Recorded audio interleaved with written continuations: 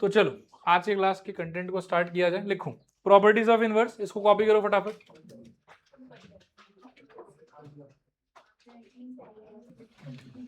चलो ठीक है, देखो यहाँ पे एक एक करके थोड़ा समझने का ट्राई करते हैं। फर्स्ट प्रॉपर्टी क्या बोल रहा है आपसे, तो आप रिकॉल करो कि ट्रांसपोज का भी एक ऐसा प्रॉपर्टी था ना कि किसी का भी दो बार अगर ट्रांसपोज ले लेते तो अल्टीमेटली क्या आ जाता है, एक खुद आ जाता है। वैसे ही दो बार अगर आप इन्वर्स कर देते तो क्या आ जाएगा आपके पास में, वापस से ए आ जाएगा। फिर ये वाले को आई विल से कि ये रिवर्सल लॉ जैसा हो गया, आप भी ब्रैकेट में लिख लो रिवर्सल लॉ, ठीक है। बाकी सारे में कम कर दो, उतना बढ़ाओ मत, फालतू वो हल्ला गुल्ला ज्यादा करेगा। हाँ, रिवर्सल लॉ मतलब अगर इधर ए बी है तो इनवर्स करने के अंदर क्या आ जाएगा, बी इनवर्स ए इनवर्स। अगर ए बी सी है तो क्या आ जाएगा बताओ, C inverse B inverse A inverse. ये भी किसको फॉलो कर रहा है बताओ, रिवर्सल लॉ को फॉलो कर रहा है, ठीक है मेरे ख्याल में। अगला पॉइंट आप देखो, तो अगला पॉइंट बोलता है कि एडजॉइंट ऑफ ए इनवर्स, मतलब पहले इनवर्स निकालो फिर एडजॉइंट निकालो, या फिर एडजॉइंट ऑफ ए इनवर्स मतलब पहले एडजॉइंट निकालो फिर इनवर्स निकालो, उससे फर्क नहीं पड़ता है, लास्ट में जाके आपको सेम चीज मिलेगी। नेक्स्ट वाला आपको बोलता है कि पहले ट्रांसपोज उसके बाद इनवर्स, या फिर पहले इनवर्स उसके बाद ट्रांसपोज, अगेन दोनों आपको सेम रिजल्ट देगा। और नेक्स्ट वाला बोलता है कि अगर ए इनवर्स वाले मैट्रिक्स का आप डिटर्मिनेंट कैलकुलेट करते हैं और या फिर आप डिटर्मिनेंट पहले कैलकुलेट करके उसके पावर में -1 लगाते हैं तो दोनों तरफ से जो आपको सेम आंसर मिलेगा, ठीक है। यहां पर थोड़ा केयरफुली आपको एक चीज और लिख लेना चाहिए कि this is equals to matrix का, देखना ध्यान से, ए पावर -1, इसको क्या पढ़ना है बताओ, ए इनवर्स। लेकिन ये it is never equal to 1/a, because इस बात का कोई सेंस नहीं बनता।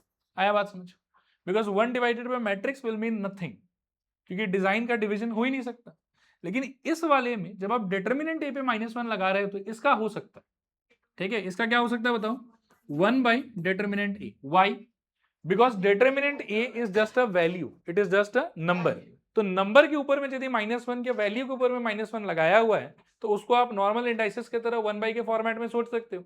और ये होने के वजह से इसमें एक और क्राइटेरिया होना चाहिए, कि वो क्राइटेरिया है कि by default we will assume कि डिटर्मिनेंट ए 0 नहीं होना चाहिए, क्योंकि 0 अगर हो रहा होगा तो फिर ये क्राइटेरिया नहीं लगा सकते, ठीक है। अनडिफाइंड या नॉट डिफाइंड हो जाएगा।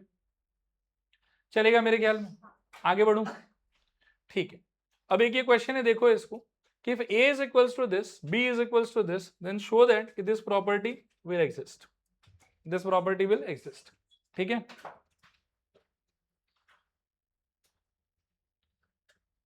देख लिया ना क्वेश्चन सबने। मैं एक बार पहले ऐसे बता देता हूं कि कैसे करेंगे और उसके बाद में फिर अपन कर भी लेंगे इसको। देखो ये a पता है आपको, ये b पता है, और आपको इस वाले रिजल्ट को क्रॉस वेरीफाई करना है कि विल इट एग्जिस्ट और विल इट नॉट एग्जिस्ट। अच्छा, एग्जिस्ट करेगा कि नहीं करेगा देख लेते हैं। तो इसको चेक करने के लिए फर्स्ट ऑफ ऑल मुझे ऐसा लगता है कि आपको ए बी का आंसर ढूंढना पड़ेगा कि ए इंटू बी का आंसर क्या आएगा। जो भी ए इंटू बी का आंसर आएगा, सिंस ए अपने आप में 2/2 का मैट्रिक्स है, बी भी अपने आप में 2/2 का मैट्रिक्स है, तो ए इंटू बी का जो प्रोडक्ट आएगा वो भी एक नया आपके लिए क्या होगा, 2/2 का मैट्रिक्स होगा। तो पहला काम आपका कि ए बी को ढूंढो, फिर ए बी का जो आंसर आया रहेगा उसके थ्रू आप नॉर्मल प्रोसेस से इनवर्स ढूंढो। यहां पर आप बी का इनवर्स ढूंढो, ए का इनवर्स ढूंढो, और फिर दोनों के आए हुए इनवर्स का आपको क्या करना पड़ेगा बताओ, प्रोडक्ट करना पड़ेगा। क्लियर है? फिर वहां से और यहां से वी विल एक्सपेक्ट कि हमारा सेम आंसर आ जाए। चलेगा मेरे ख्याल?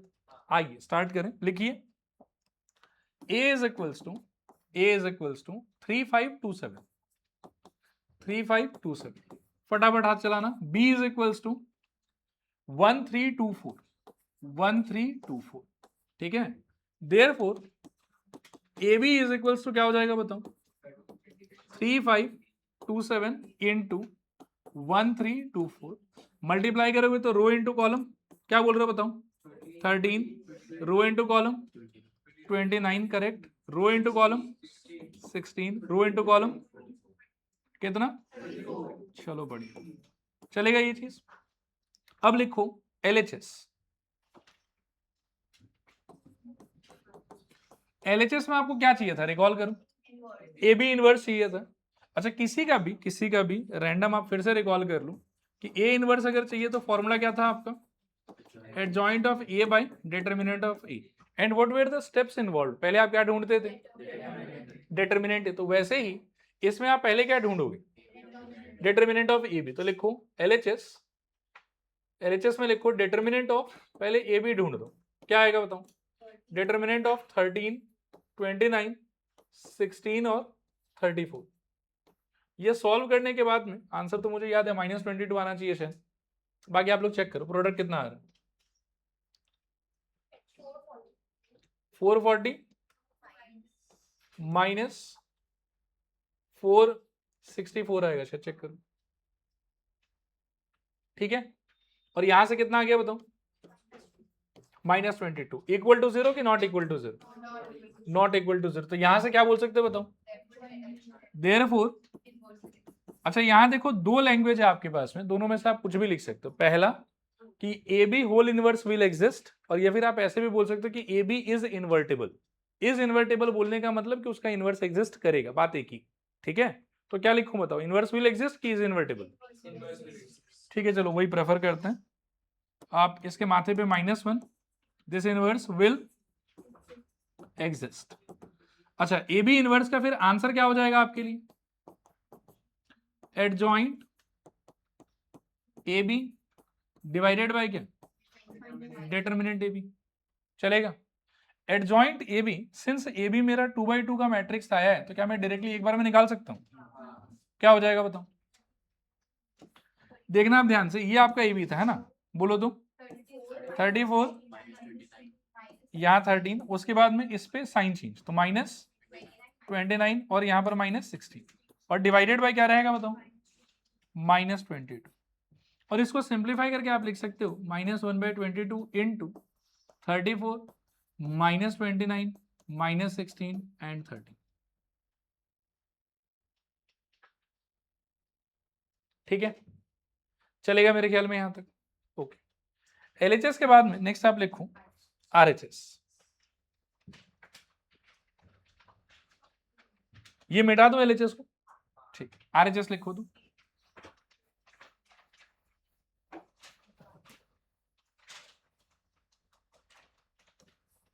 लिखना आरएचएस। आरएचएस में आपको क्या चाहिए था? B inverse into A inverse. तो एक बार आप आरएचएस के लिए पहले डिटर्मिनेंट बी फाइंड कर लो, कितना आएगा बताओ? डिटर्मिनेंट ऑफ 1 3 2 4 एंड सॉल्व करने पे 4 - 6 -2, और डिटर्मिनेंट ए भी फाइंड कर लो आप, वो कितना आएगा बताओ? Determinant of 3 5 2 7। सो ये सॉल्व करने पे आई थिंक 11 आ जाएगा। ठीक है ना? So this is also not equal to 0 and this is also not equal to 0। Therefore क्या बोल सकते हो बताओ? B inverse comma A inverse will exist. ठीक है, मतलब दोनों का डिटर्मिनेंट चेक कर लिया, और सिंस वापस से ए का और बी का डिस्क्रिप्शन 2x2 का है, तो एडजॉइंट तो अलग से निकालने का दरकार नहीं है, वो तो एक स्टेप में डायरेक्टली ही निकाल सकते हैं। ठीक है, क्या आएगा बताओ? Now B inverse into A inverse is equal to क्या हो जाएगा आपके लिए, बोलो?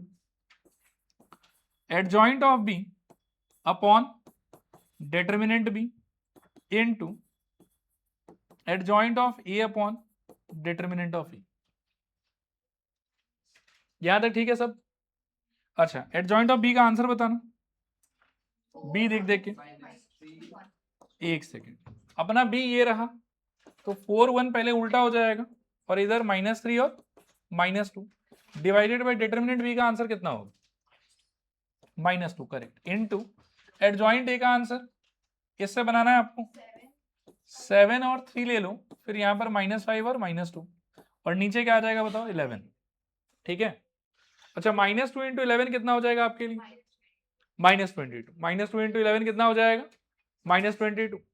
अच्छा, -22 पे मैं इतना फोकस क्यों कर रहा हूँ? देखो यहाँ पर भी 1 बाय मतलब -1/22 आ रखा है हमारा, तो इसको आप अंदर और इसको अंदर मत ले जाओ, आप इसको बाहर ही रखो, क्योंकि हमको तो क्या करना है लास्ट में, ये रिजल्ट और ये रिजल्ट मैच कराना है बस। ठीक है, सो आप ऐसा करो, दिस इज इक्वल्स टू क्या? -1/22, और इन दोनों का प्रोडक्ट चाहिए आपको, तो क्या हो जाएगा बताओ? रो इंटू कॉलम, बोलो। मतलब ठीक है, वैसे तो आप यहां से छाप भी सकते हो, बाकी क्रॉस चेक कर लो, बोलो। 34 -29 -16 और 13। ठीक है, ये आना चाहिए। आप चेक भी कर सकते हो यहां से, रो इंटू कॉलम, तो 28 माइनस, ये माइनस नहीं सॉरी प्लस 34 मैच कर रहा है। रो इंटू कॉलम तो -20 -9 -29 मैच कर रहा है। रो इंटू कॉलम -14 -2 -16 मैच कर रहा है, रो इनटू कॉलम 10 + 3 13 मैच कर रहा है, चलेगा। नीचे लिखो therefore AB whole inverse is equals to B inverse into A inverse. AB whole inverse is equals to B inverse into A inverse. ठीक है, आगे चल रहे हैं, इसको देखो और एक बार सोच लो पहले, फिर बात करते हैं।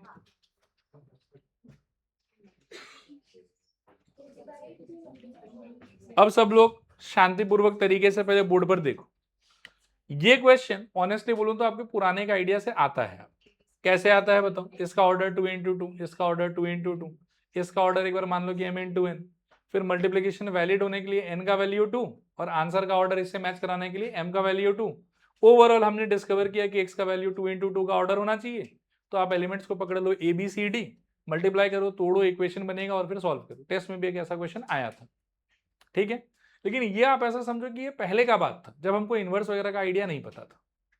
अब लेकिन जब से हमको इन्वर्स का आइडिया समझ में आने लग गया है तो हम उतना लंबा इसको नहीं करेंगे, उसके कंपैरिजन में एक बहुत छोटे तरीके से भी हम इसको सॉल्व कर सकते हैं। क्लियर है मेरे ख्याल में? यहां तक पुराना तरीका आई थिंक सबने रिलेट कर लिया होगा कि अच्छा हाँ वैसे तो हो सकता है। अब नया आइडिया क्या है वो आप थोड़ा ध्यान से सुनो और समझो। मान लो कि मैं इसको ए मैट्रिक्स बोल दूं, क्या बोल दूं बताओ? थोड़ा जोर से बोलो। और इसको थोड़ी देर के लिए मैं बी मैट्रिक्स बोल दूं, क्या बोल दूं बताओ? तो ये वाला स्टेटमेंट आपको कैसा दिखाई देगा? x is sorry x into A is equals to क्या? अच्छा, यहां से x के लिए सॉल्व करना है आपको, राइट? इसका क्या मतलब कि a फाइंड करना है, x सॉल्व करना है, मतलब क्या करना है आपको? x सॉल्व करने का मतलब आई थिंक कि आपको x का वैल्यू फाइंड करना है। ये तो लॉजिक है। और आज के पहले हमको ऐसा कोई आइडिया नहीं आता था जिससे हम डायरेक्टली इसको इक्वेशन सोच के इसको सॉल्व कर सके। लेकिन अब when we know inverse I know one idea, और वो आइडिया क्या है देखना ध्यान से।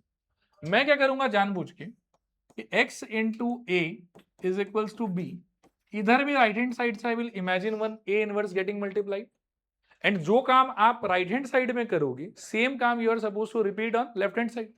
तो जानबूझ के उधर भी राइट हैंड साइड से दिया और इधर भी राइट हैंड साइड से ए इनवर्स एक में दे सकता हूं। समझ में आ रहा है? Multiplying by A inverse on both the sides. Purpose क्या था मेरा पर्पस था एक्स सॉल्व करना, और एक्स सॉल्व करने के पर्पस का मतलब ये होता है कि यहां से एक्स को अकेला करूं और एक्स से चिपका हुआ जो भी चीज है उसको वहां से क्या कर दो, गायब कर दो। अब गायब करने के लिए ये एक प्रोसेस है कि जो चिपका हुआ है उसी के इनवर्स से मल्टीप्लाई कर दो। अच्छा, मल्टीप्लाई भी ऐसे साइड से करूं सो दैट ये डायरेक्टली उससे मल्टीप्लाई हो सके। अब कोई आदमी मान लो कि लेफ्ट से अगर मल्टीप्लाई कर लेता तो यहाँ पर ए इनवर्स, यहाँ पर एक्स, यहाँ पर ए, और वहां पर क्या मिलता है ए इनवर्स इंटू बी, लेकिन उससे पर्पस सॉल्व नहीं होता। आया बात समझ? क्योंकि मैट्रिक्स के अंदर में आपको याद होगा कि डिस्ट्रीब्यूटिव नहीं होता है वो, सॉरी डिस्ट्रीब्यूटिव नहीं, कम्यूटेटिव नहीं होता है वो, कि A B is equals to B A type नहीं बोल सकते हो आप। इसीलिए जिधर आपका समस्या है उधर के साइड से ही समस्या का इनवर्स आप मल्टीप्लाई कर दो। अब इससे क्या होगा देखो, ये जो a इंटू ए इनवर्स वाला पार्ट है, डू यू थिंक कि ये आई मतलब आई में कन्वर्ट हो जाएगा बिकॉज ऑफ इनवर्स का प्रॉपर्टी है, इनवर्स का definition? This is equals to क्या बनेगा बताओ? b into A inverse. और आई कौन था? Multiplicative identity. आई कौन था? Multiplicative identity. तो ये तो मैट्रिक्स में किसके तरह बिहेव करता है? वन की तरह बिहेव करता है। तो x इंटू वन का आंसर क्या हो जाएगा? x। तो यहां से आपको क्या मिल गया बताओ? x is equals to b into A inverse. ये समझ में आया? आप b को पहचानते हैं, आप a को पहचानते हैं, क्या आप a इनवर्स निकालने के सिचुएशन में है? हाँ। क्या आपको b पता है? हाँ। क्या आप इसका प्रोडक्ट ढूंढ सकते हैं? हाँ। तो इसको सॉल्व करके x आ जाएगा आपके पास। और ये compare to the previous solution ये बहुत छोटा है। देखो क्लियर है कि नहीं क्लियर? रिपीट करूं कि हो जाएगा? पक्का? लिखो, पहले लिखो let a is equals to, इसको a घोषित कर दो, 3 2 1 and -1, b is equals to 4 1 2 3, b is equals to 4 1 2 3। ठीक है, फिर इसके आगे लिखो ना x a is equals to b, ये दिया हुआ है हमको। This implies x a inverse is equals to b into a inverse. This implies x I is equals to b into a inverse. This implies x is equals to b into a inverse. x is equals to b into a inverse. चलेगा यहां तक? आप dash लिख रहे हो बार बार, वो inverse होगा b into A inverse. चलेगा? अब आप b को पहचानते हो, a को पहचानते हो. अच्छा, वैसे इनवर्स निकालने के पहले वो पूरा प्रोटोकॉल है कि आप डिटरमिनेंट फाइंड करो, एडजॉइंट फाइंड करो, एंड सो एंड सो. लेकिन यहाँ इस सिचुएशन में देखो क्या है कि सिंस डायरेक्टली मेरे को यहीं पर वो आंसर चाहिए, तो आप ना दिमाग में ही चेक कर लो किसका इनवर्स निकालना है, बताओ जोर से बोलो. a का डिटरमिनेंट बताओ यहां से. -3 -2 कितना हो जाएगा? -5. जीरो की नॉन जीरो? तो एग्जिस्ट तो पक्का करेगा, तो उतना फिर नहीं लिखते, डायरेक्टली सॉल्व कर लेते. ठीक है, लिखो. This implies x is equals to b की जगह पर तो b फिल कर दो आप 4 1 2 3 और यहां पर आप फिल करो adjoint a by determinant a. This is equals to 4 1 2 3. Determinant a में क्या आ जाएगा बताओ? -5. और एडजॉइंट a में क्या आ जाएगा? हाँ, थोड़ा ध्यान से, इधर एलिमेंट्स इंटरचेंज -1 और 3 और इधर साइन चेंज, क्या आ जाएगा बताओ? -2 और -1. ठीक है, -5 को पकड़ के एकदम बाहर ले आओ, -1/5 और इन दोनों को मल्टीप्लाई कर लो. सोच के बताना क्या आएगा. रो इंटू कॉलम, तो -4 -1 कितना आ जाएगा? -5. रो इंटू कॉलम -8 -3, सॉरी -8 + 3 कितना? -5 again. Rho into column -5 again. Rho into column -4 + 9, तो आई थिंक +5. चलेगा यहां तक? अब ये -1/5 को आप अंदर ले जाओ, क्या होगा बताओ? ये सारा मल्टीप्लाई होगा 1 1 1 और लास्ट वाला minus. So therefore x equals to 1 1 1 और -1. ये आपका आंसर. देखो क्लियर है कि नहीं क्लियर? चलेगा? इसी से मिलता जुलता अगला क्वेश्चन आपका ये वाला, पढ़ लो एक बार. पिछले बार बीमारी बस एक साइड था, इस बार दोनों साइड से बीमारी है. और दोनों साइड ठीक है, वो सोल्यूशन तो हमारा है ही, एंटीबायोटिक खिला देंगे इसको. एक साथ नहीं करेंगे, थोड़ा स्टेप बाय स्टेप करेंगे. आप पहले देख लो इसको, समझ में आ रहा है? ठीक है, एक बार पहले रफ में आपके साथ में मैं सोल्यूशन डिस्कस कर लेता हूं, कंसीडरिंग कि मैं इसको ए मान के चलूंगा, इसको बी मान के चलूंगा और इसको सी मान के चलूंगा. आप थोड़ा ध्यान से देखना. तो ये स्टेटमेंट आपका क्या हो चुका होगा? A P B is equals to C. मानो कि ए हटाना है मेरे को, व्हाट शुड आई डू? जोर से बोलो. लेफ्ट से कि राइट से? लेफ्ट से. तो क्या करोगे बताओ? A inverse A P B equals to A inverse C. समझ में आया? ये दोनों आपस में मर्ज होके आई हो जाएगा, फिर आई जो है वो पी के साथ में मर्ज होके पी ही रहेगा. So you will be looking at P B is equals to A inverse C. I hope समझ में आ रहा है? फिर ये बी भगाना है, तो क्या मल्टीप्लाई करोगे? B inverse. किधर से? राइट से. क्या हो जाएगा बताओ? P B B inverse equals to A inverse C और सेम काम इधर भी बी इनवर्स. फिर ये दोनों मिलके क्या हो जाएगा? आई. फिर ये पी के साथ मिलके क्या हो जाएगा? P. So finally P equals to क्या दिखेगा आपको? ए इनवर्स सी और बी इनवर्स. ठीक है, लिखो. Let A is equals to 2 1 3 2.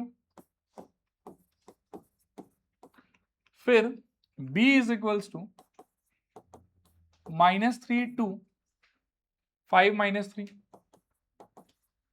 and C is equals to 1 2 2 -1. फिर अकॉर्डिंग टू क्वेश्चन लिखो आप A P B is equals to C. This implies A inverse A P B equals to A inverse C.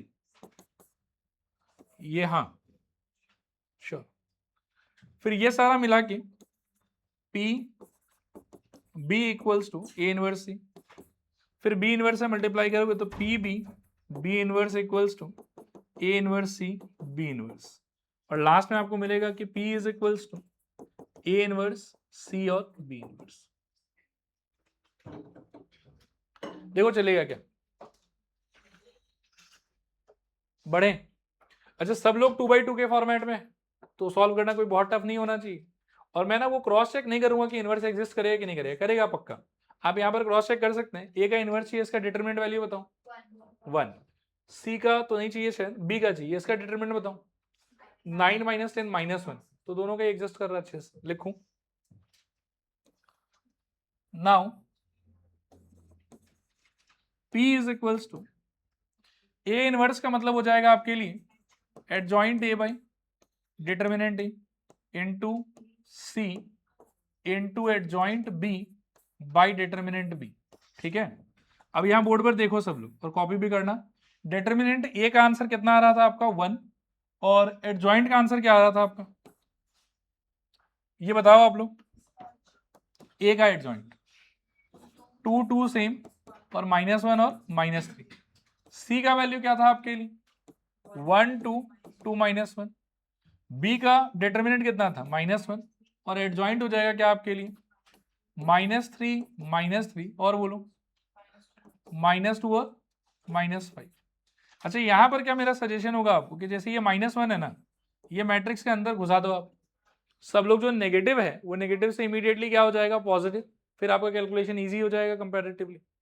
So this is equals to 2 - 1 3 2, यहाँ पर 1 2 2 -1, और यहाँ पर 3 2 5 और -3। अब धीरे धीरे इनको मल्टीप्लाई करो तो सब लोग 2 2 करके करना।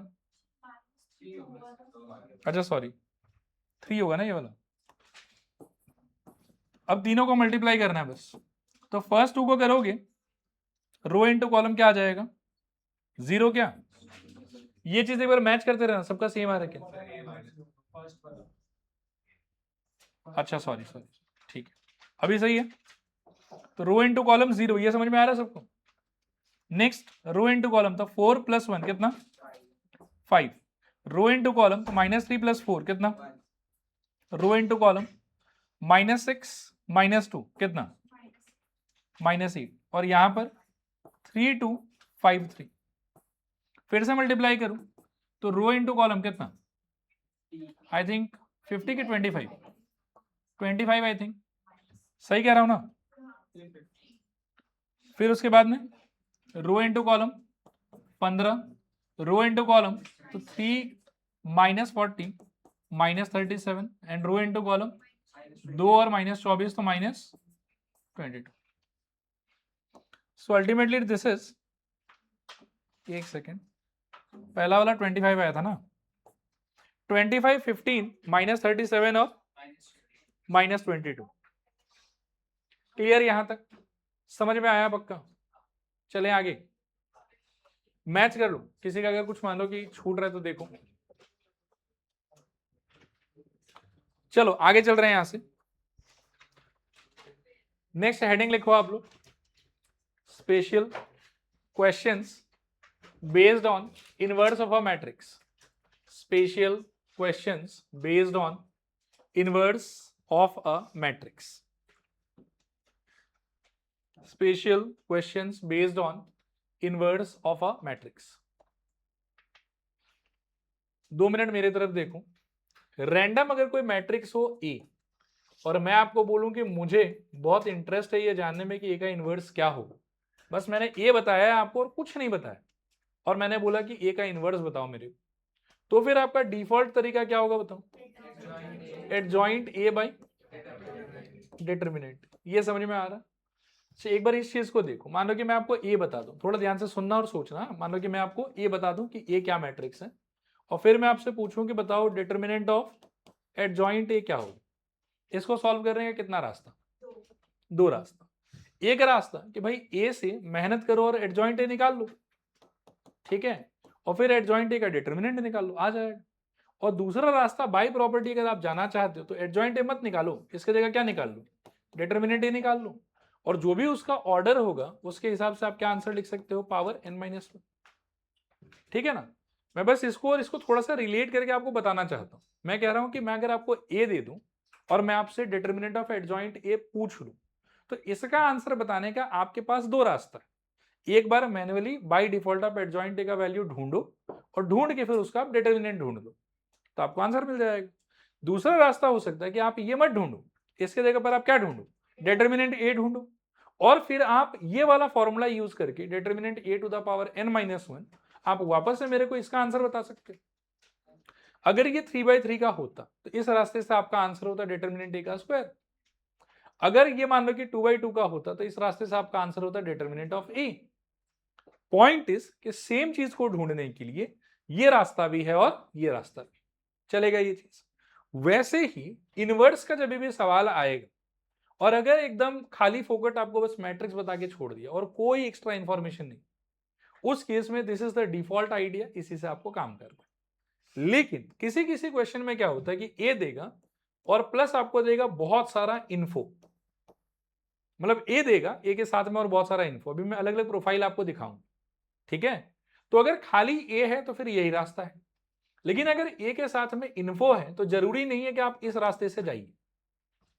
डिपेंडिंग ऑन की क्या इंफॉर्मेशन है, देयर आर 2 और 3 आइडियाज मोर जिससे आप ए इनवर्स का कैलकुलेशन कर सकते हैं बिना इस रास्ते से गए। मतलब ये रास्ता तो ऑलवेज आपके पास है ही है, लेकिन डिपेंडिंग ऑन की किस टाइप का इंफॉर्मेशन आपको दिया हुआ है, you can skip this idea, go into some new path and still find A inverse.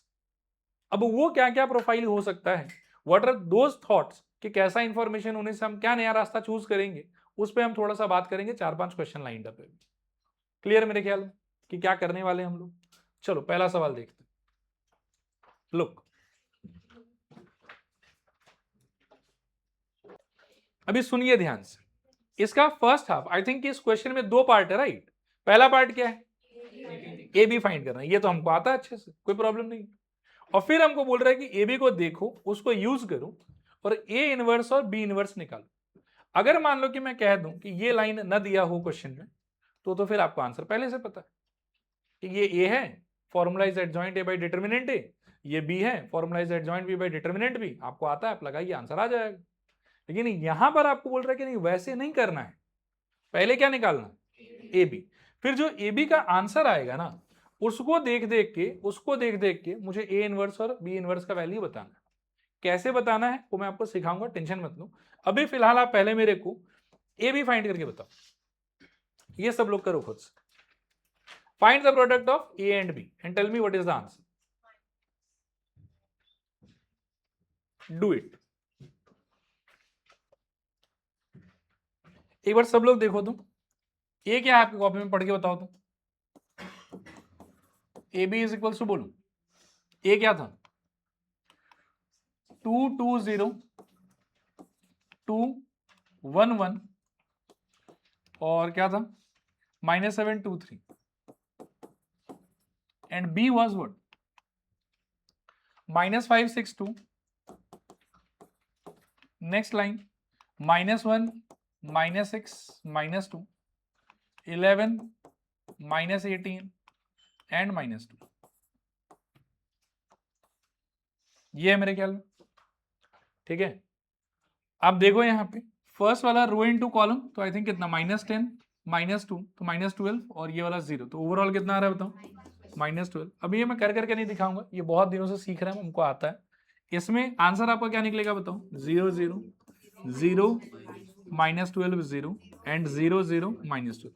I hope यहां तक हर बच्चा पहुंच गया आराम से, आ गया, ठीक है।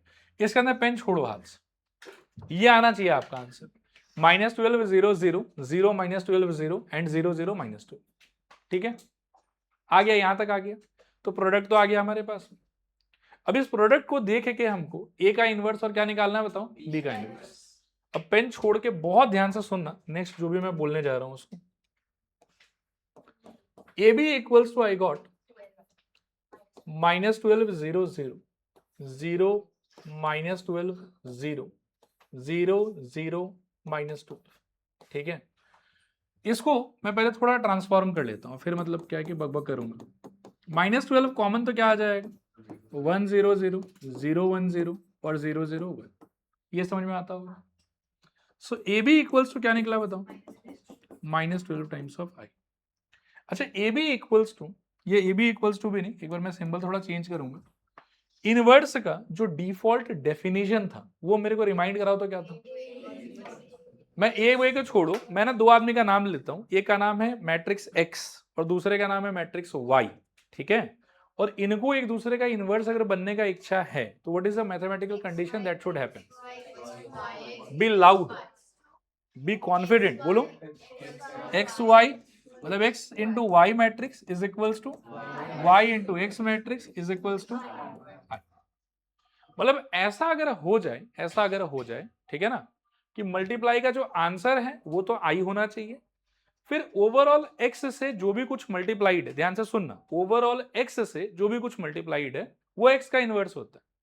मतलब एक्स से यहां क्या मल्टीप्लाइड है बताओ, इसीलिए एक्स का इनवर्स आप किसको बोलोगे, वाई को। और वाई से यहां क्या मल्टीप्लाइड है बताओ, इसीलिए आप वाई का इनवर्स किसको बोलोगे। ये समझ में आ रहा है ना।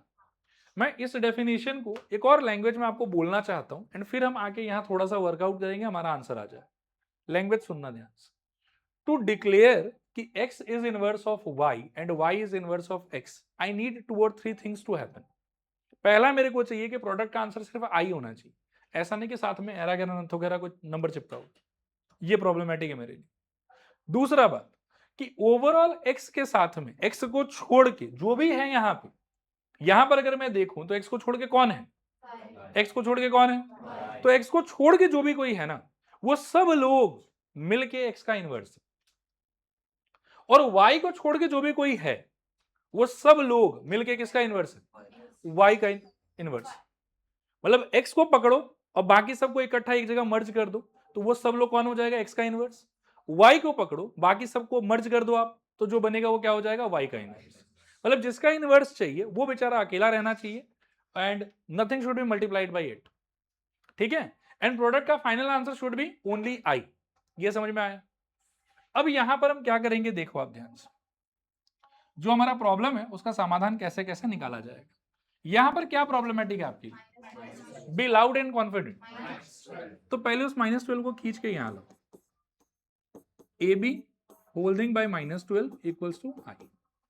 लेकिन यहां पर अभी भी प्रॉब्लम है।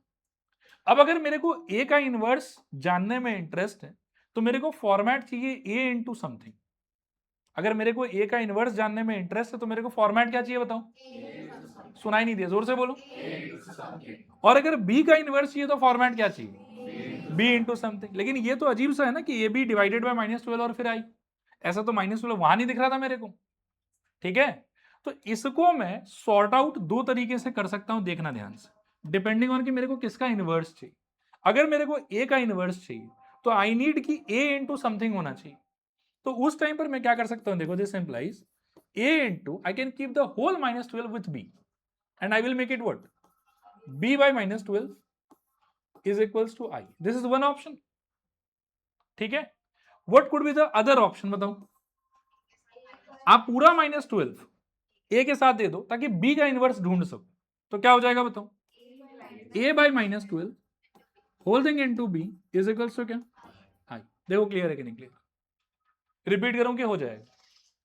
यहां से कुछ भी बता पाना असंभव, क्यों, क्योंकि i के साथ में -12 भी था, तो पहले उसको सॉर्ट आउट कर लिया। फिर x के इनवर्स का अंडरस्टैंडिंग होता है कि other than x whatever is multiplied with it will behave as x का इनवर्स, एंड y के इनवर्स का मतलब होता है कि other than y whatever is multiplied with that will behave as y का इनवर्स। अब यहां पर मैंने क्या किया कि पहले -12 को हटाया, यहां ले आए अपन, इसको लाने के बाद में, लेकिन यहां पे अकेला, ये अकेला भी नहीं दिख रहा था हमको, वो प्रॉब्लमेटिक था। तो एक बार इस चीज को सिंप्लीफाई किया ऐसे, और यहां से now I can claim, I can declare कि ए का इनवर्स इज इक्वल्स टू क्या हो जाएगा, b बाय -12 या -1/12 टाइम्स ऑफ b, ठीक है। और यहां से क्या बोल सकते हैं बताओ, b का इनवर्स इज इक्वल्स टू या -1/12 टाइम्स ऑफ a। और अब आपको b का और a का इंफॉर्मेशन पता है, तो आपको वो एडजॉइंट निकालने का काम, डिटरमिनेंट निकालने का काम कुछ नहीं करना पड़ा और आराम से आपका आंसर आ गया। देखो क्लियर है कि नहीं क्लियर, चलेगा। इतना कॉपी कर लो, 2 लाइन और लिखना है इसके बाद में लिखा देता। करो ध्यान से, फटाफट कॉपी करो।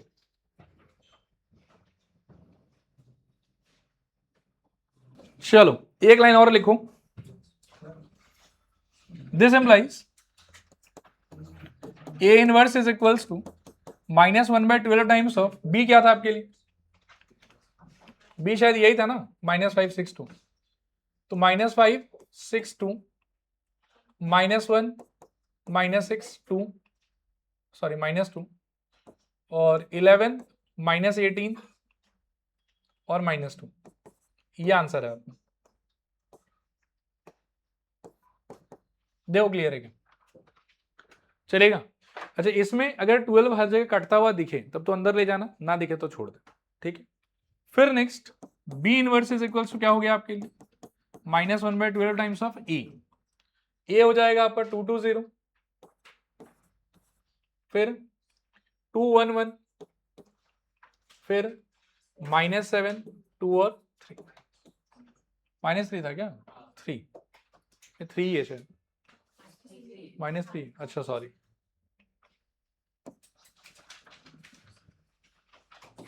ठीक है, चलेगा मेरे ख्याल में। चलो ठीक है, आज यहीं रुक जाते हैं।